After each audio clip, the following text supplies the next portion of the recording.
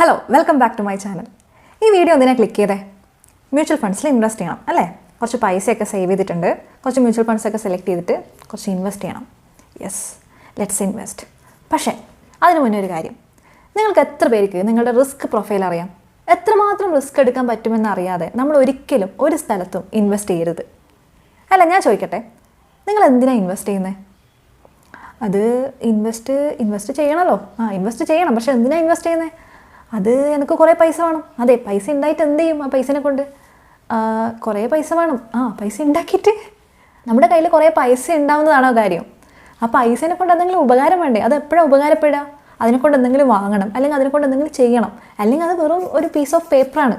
ഇന്നിപ്പോൾ piece of paper എന്ന് പറയുന്നത് നിങ്ങളിപ്പം ഒരു ഡിജിറ്റൽ ഫോർമാറ്റിലൊരു സംഭവം അല്ലേ? ഇന്നാരും കയ്യിൽ പൈസ കൊണ്ട് നടക്കുന്നില്ലല്ലോ. ബാങ്കിൽ ഇങ്ങനെ കാണുന്നൊരു നമ്പേഴ്സ് മാത്രമായിരിക്കും. നിങ്ങൾ അക്കൗണ്ട് ഓപ്പൺ ചെയ്യുമ്പോൾ കാണുന്ന കുറച്ച് നമ്പേഴ്സാണ് പൈസ. അപ്പോൾ നിങ്ങൾക്ക് എന്താണ് ആ പൈസനെ കൊണ്ട് വേണ്ടത്? ബെറ്റർ ലൈഫ് സ്റ്റൈൽ, അല്ലെങ്കിൽ കുറേ കാലം കഴിഞ്ഞിട്ട് ഒരു വീട്, ഒരു കാറ്, ഒരു വില്ല, അല്ലെങ്കിൽ നിങ്ങൾക്ക് എവിടെയെങ്കിലും ഒരു ട്രിപ്പ് പോകണം, കുറേ കറങ്ങണം. ഓൾവേസ് റിമെമ്പർ, നമ്മൾക്ക് ജീവിതം എന്ന് പറയുന്നത് 20കളിൽ മാത്രമല്ല, 30കളിലും ഉണ്ട്, 40കളിലും ഉണ്ട്, 60 കഴിഞ്ഞിട്ടും ഉണ്ട്. ഓക്കെ, അപ്പോൾ എപ്പോഴും നമ്മൾക്ക് പണം ആവശ്യമുണ്ട്. അപ്പോൾ നിങ്ങളുടെ ജീവിതത്തിൽ നിങ്ങൾ ഈ ഇൻവെസ്റ്റ് ചെയ്യുന്ന പൈസനെ കൊണ്ട് എന്താ നിങ്ങൾക്ക് വേണ്ടതെന്ന് നിങ്ങൾക്ക് കൃത്യമായിട്ട് പറയാൻ പറ്റണം. ദാറ്റ് മീൻസ് നിങ്ങളുടെ ഫിനാൻഷ്യൽ ഗോൾ എന്താണെന്ന് നിങ്ങൾ സെറ്റ് ചെയ്യണം. This is the first step four selecting A mutual fund. ഒരു മ്യൂച്വൽ ഫണ്ട് സെലക്ട് ചെയ്യണമെന്നുണ്ടെങ്കിൽ നിങ്ങൾ തീർച്ചയായിട്ടും ഇതറിഞ്ഞിരിക്കണം. ഫിനാൻഷ്യൽ ഗോളിൻ്റെ കൂടെ തന്നെ നമുക്ക് എത്ര കാലം ഇൻവെസ്റ്റ് ചെയ്യാൻ പറ്റും? എത്ര കാലം? നിങ്ങൾക്ക് ജീവിതകാലം മൊത്തം ഇൻവെസ്റ്റ് ചെയ്യാൻ പറ്റുമോ? ഇല്ല, ഒരിക്കലും ഇല്ല. നിങ്ങൾക്ക് ഇൻവെസ്റ്റ് ചെയ്യാൻ പറ്റുന്ന ആ ടൈം ഹൊറൈസൺ എത്രയാണ് അത് നിങ്ങൾ തിരിച്ചറിയണം. നിങ്ങൾക്ക് എത്ര കാലം നിങ്ങളുടെ ജോലി ഉണ്ടാവും അത് നിങ്ങൾ മനസ്സിലാക്കണം. നിങ്ങളുടെ വരുമാനം എത്രയാണ്? നിങ്ങളുടെ വരുമാനം കൂടുമോ വരുന്ന വർഷങ്ങളിൽ, അല്ലെങ്കിൽ നിങ്ങളുടെ വരുമാനം കുറയുമോ? ഇനി നിങ്ങൾക്ക് എന്തെങ്കിലും ബാധ്യതകളുണ്ടോ? അതായത് നിങ്ങൾക്ക് ഹോം ലോൺ ഉണ്ടോ, കാർ ലോൺ ഉണ്ടോ? അതൊന്നും ഓർമ്മിപ്പിക്കല്ലേ എന്നാണ് പറയുന്നത്. അതിനെപ്പറ്റിയൊക്കെ നിങ്ങൾ മനസ്സിലാക്കണം. ഓക്കെ, അതൊക്കെ അറിഞ്ഞിരിക്കണം. അതിനെപ്പറ്റിയൊക്കെ ഒരു ധാരണ ഉണ്ടായിരിക്കണം. അല്ലാണ്ട് ഇൻവെസ്റ്റ്മെൻറ്റ് എന്ന് പറഞ്ഞിട്ട് ഇതെല്ലാം മറന്നിട്ട് ഇൻവെസ്റ്റ്മെൻറ്റിലേക്ക് ഡയറക്റ്റ് പോവല്ല വേണ്ടത്.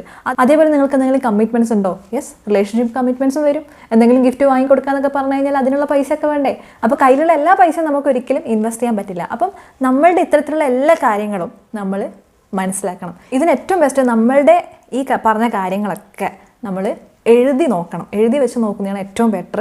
ഇപ്പോൾ നിങ്ങളൊരു ഇൻവെസ്റ്റ്മെൻറ്റ് അഡ്വൈസറിൻ്റെ അടുത്ത് പോയി എന്ന് വിചാരിച്ചോ, അദ്ദേഹം നിങ്ങളോട് ഇത്തരത്തിലുള്ള എല്ലാ ചോദ്യങ്ങളും ചോദിക്കും. നിങ്ങളുടെ റിസ്ക് പ്രൊഫൈൽ അദ്ദേഹം അനലൈസ് ചെയ്യും. എന്നിട്ട് മാത്രമേ ഒരു മ്യൂച്വൽ ഫണ്ട് അദ്ദേഹം നിങ്ങൾക്ക് സജസ്റ്റ് ചെയ്യുള്ളൂ. ഓക്കെ, അപ്പോൾ നിങ്ങളുടെ റിസ്ക് പ്രൊഫൈൽ നിങ്ങൾ എങ്ങനെ മനസ്സിലാക്കും?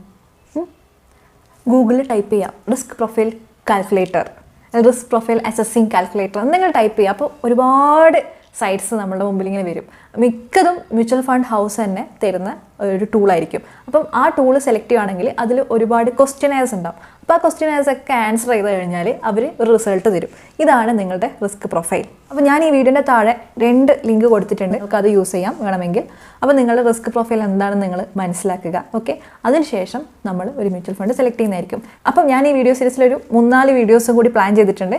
ഈ വീഡിയോ സീരീസിലൂടെ നമ്മൾ തിയററ്റിക്കലി അല്ല, പ്രാക്ടിക്കലി ഒരു മ്യൂച്വൽ ഫണ്ട് സെലക്ട് ചെയ്യാൻ പോവുകയാണ്. ഓക്കെ, മ്യൂച്വൽ ഫണ്ട് സെലക്ട് ചെയ്യാൻ നമ്മൾ പഠിക്കാൻ പോവുകയാണ്. ഓക്കെ, അപ്പോൾ നിങ്ങൾ എന്താ ചെയ്യേണ്ടത്? യെസ്, റിസ്ക് പ്രൊഫൈൽ മനസ്സിലാക്കണം, അതിൻ്റെ കൂടെ ചാനൽ സബ്സ്ക്രൈബ് ചെയ്യും വേണം. ഓക്കെ, ഇനി നിങ്ങൾക്ക് തന്നെ സ്വന്തമായിട്ട് നിങ്ങളുടെ റിസ്ക് പ്രൊഫൈലൊക്കെ അനലൈസ് ചെയ്യാം, അല്ലെങ്കിൽ അസസ് ചെയ്യാൻ പറ്റും. നിങ്ങൾ ആരെങ്കിലും ഇപ്പോൾ ചിന്തിക്കുന്നുണ്ടോ, അല്ല എന്തിനാണ് ഈ റിസ്ക് പ്രൊഫൈലൊക്കെ അനലൈസ് ചെയ്യുന്നത്, അല്ലെങ്കിൽ എന്തിനാണ് ഈ റിസ്ക് അപ്പിറ്റേറ്റൊക്കെ ഞാൻ മനസ്സിലാക്കി വെക്കേണ്ടത്? നമ്മൾ ഏത് മ്യൂച്വൽ ഫണ്ടിനെ പറ്റി വായിച്ചാലും, ഏത് മ്യൂച്വൽ ഫണ്ടിനെ പറ്റി കേട്ടാലും ലാസ്റ്റ് കേൾക്കുന്ന കുറച്ച് ഡയലോഗ് ഇല്ലേ, എന്താണത്? Mutual funds subject to market, please read the offer document carefully. Yes, ഞാൻ പറഞ്ഞു. അപ്പം ഇതെപ്പോഴും കേൾക്കാറില്ലേ? ടി വിയിൽ ആഡ്സ് വരുമ്പോൾ കാണാറില്ലേ? ഏതെങ്കിലും മ്യൂച്വൽ ഫണ്ട് ഡോക്യുമെൻറ്റ്സ് വായിക്കുമ്പോൾ കാണാറില്ലേ? Mutual funds are subjected to market risk. Yes, mutual ഫണ്ട്സിൽ ഇൻവെസ്റ്റ് ചെയ്യുന്നത് വെച്ചിട്ട് റിട്ടേൺസ് ഗ്യാരണ്ടീഡ് ഒന്നും അല്ല. ഓക്കെ, നമ്മൾ നോക്കിയിട്ട് ഇൻവെസ്റ്റ് ചെയ്യണം. നമ്മൾ റിസ്ക് അനുസരിച്ച് ഇൻവെസ്റ്റ് ചെയ്യണം. അപ്പോൾ നമ്മൾ റിസ്ക് അനുസരിച്ച് ഇൻവെസ്റ്റ് ചെയ്ത് കഴിഞ്ഞാൽ റിട്ടേൺസ് വിൽ ഫോളോ. ഓക്കെ, അപ്പം മ്യൂച്വൽ ഫണ്ട്സിൽ ഇൻവെസ്റ്റ് ചെയ്യണമെന്നുണ്ടെങ്കിൽ നമുക്ക് എത്രമാത്രം റിസ്ക് എടുക്കാൻ പറ്റുമെന്ന് നമ്മൾ മനസ്സിലാക്കണം. അപ്പം നിങ്ങൾക്ക് തന്നെ ഇതെങ്ങനെ മനസ്സിലാക്കാൻ പറ്റുമെന്ന് അറിയോ? നിങ്ങൾ റിസ്ക് എടുക്കാനേ താല്പര്യപ്പെടുന്നില്ല.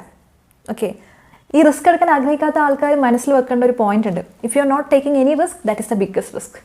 ഓക്കെ, റിസ്ക് ഒട്ടും എടുക്കുന്നില്ലെങ്കിൽ റിട്ടേൺസും വളരെ കുറവായിരിക്കും. ഓക്കെ, റിസ്ക് ഉണ്ടെങ്കിൽ റിട്ടേൺസ് കുറച്ച് നല്ലോണം കിട്ടുള്ളൂ.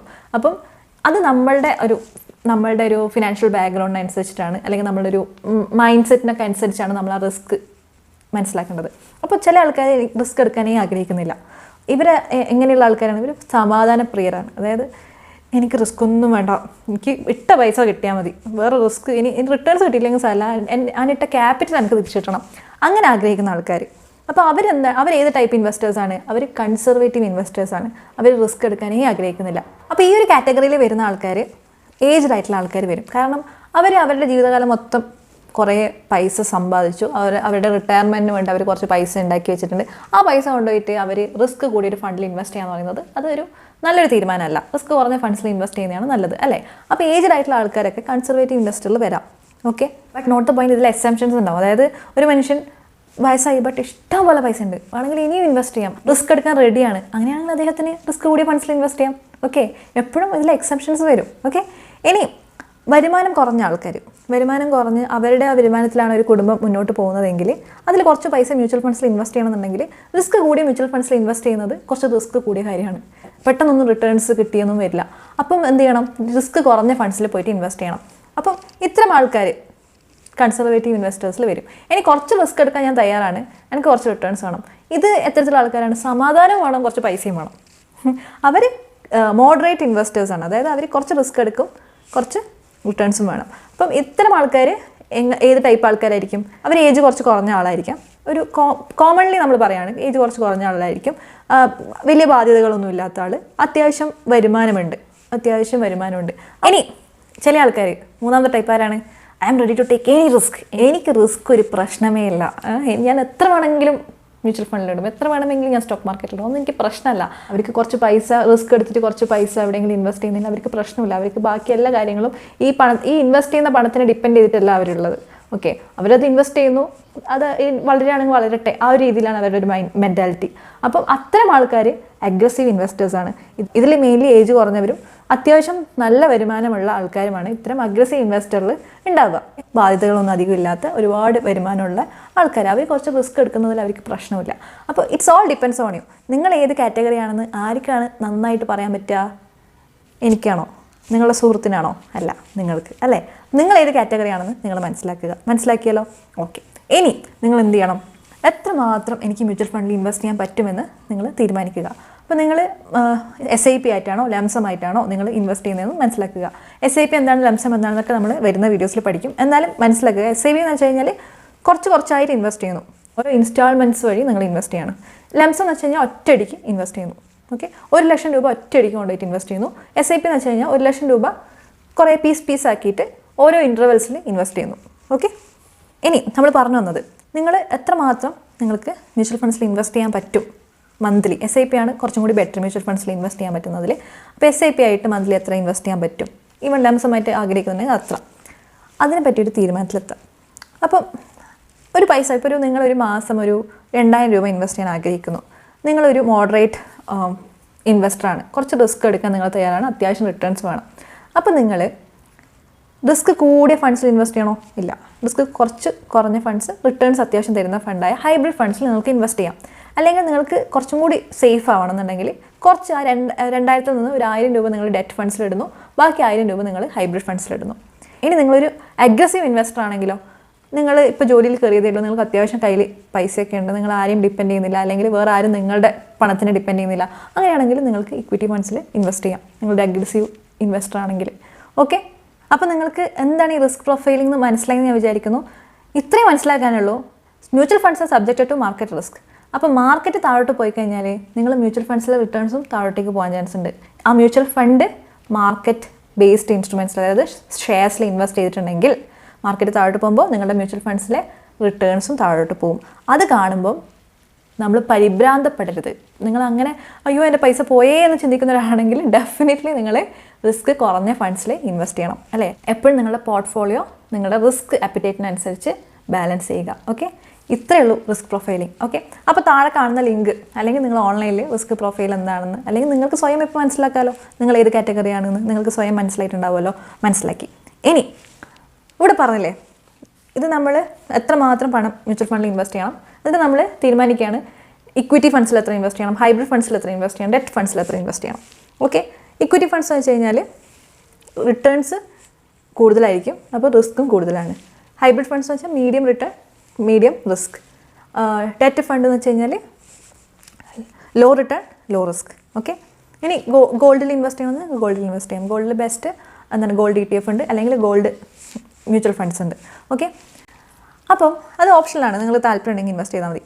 അപ്പം എല്ലാ മ്യൂച്വൽ ഫണ്ട്സും, മാർക്കറ്റിലുള്ള എല്ലാ മ്യൂച്വൽ ഫണ്ട്സും ഈ 3 കാറ്റഗറിയിൽ വരും. ഒന്നെങ്കിൽ ഇക്വിറ്റി, അല്ലെങ്കിൽ ഹൈബ്രിഡ്, അല്ലെങ്കിൽ ഡെറ്റ്. ഈ 3ലും ഉൾപ്പെടും. ഓക്കെ, അപ്പോൾ നിങ്ങളിപ്പോൾ ചിന്തിക്കുന്നുണ്ടാവും, അല്ലല്ലോ കുറേ ടൈപ്സ് ഓഫ് മ്യൂച്വൽ ഫണ്ട്സ് ഇല്ലേ, അയ്യോ മൾട്ടി ക്യാപ്പ് ഉണ്ട്, ബ്ലൂ ചിപ്പ് ഉണ്ട്, ഇൻഡെക്സ് ഉണ്ട്, അല്ലേ, സെക്ടർ ഉണ്ട്, കോൺട്ര, വാല്യൂ, എന്തൊക്കെയോ മ്യൂച്വൽ ഫണ്ട്സ് ഉണ്ട്. അപ്പോൾ അതൊക്കെ നമ്മൾ കൃത്യമായിട്ട് അടുത്ത വീഡിയോയിൽ പഠിക്കും. ഓക്കെ, അപ്പോൾ അടുത്ത വീഡിയോ നിങ്ങൾ കാണുവാണെങ്കിൽ ഈ ടൈപ്സ് ഓഫ് മ്യൂച്വൽ ഫണ്ട്സിനെ പറ്റിയുള്ള എല്ലാ സംശയങ്ങളും ക്ലിയർ ചെയ്യുന്ന രീതിയിലാണ് ഞാൻ അടുത്ത വീഡിയോ പ്ലാൻ ചെയ്തിട്ടുള്ളത്. അപ്പം ആ വീഡിയോ കാണുക. ഓക്കെ, അപ്പോൾ നെക്സ്റ്റ് വീഡിയോയിൽ കാണാം. താഴെ ഡിസ്ക്രിപ്ഷൻ ബോക്സിൽ കൊടുത്തിട്ടുണ്ട് video link. Go and watch it. Okay, and channel subscribe ചെയ്യുന്ന കാര്യം മറക്കല്ലേ. പിന്നെ ആ നോട്ടിഫിക്കേഷൻ ബെല്ലൈക്കൺ കൂടി ക്ലിക്ക് ചെയ്യണം. Okay, take care. Now let's quickly recap.